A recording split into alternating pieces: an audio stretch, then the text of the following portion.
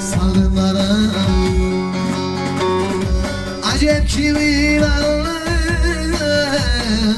yazılmış, beni dersin derde salgınlara. Vay ben öyleydim, ah ben öyleydim, duymayaydı gözlerini kara.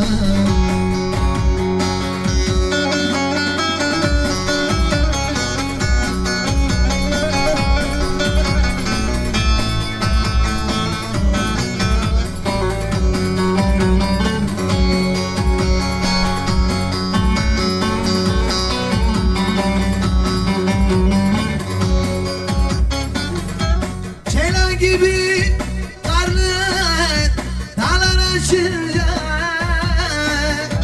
inlediler üstüme, geldim duyunca.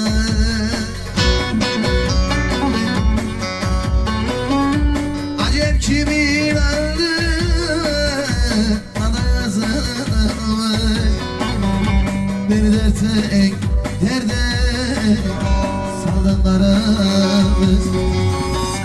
Vay ben öyleydim,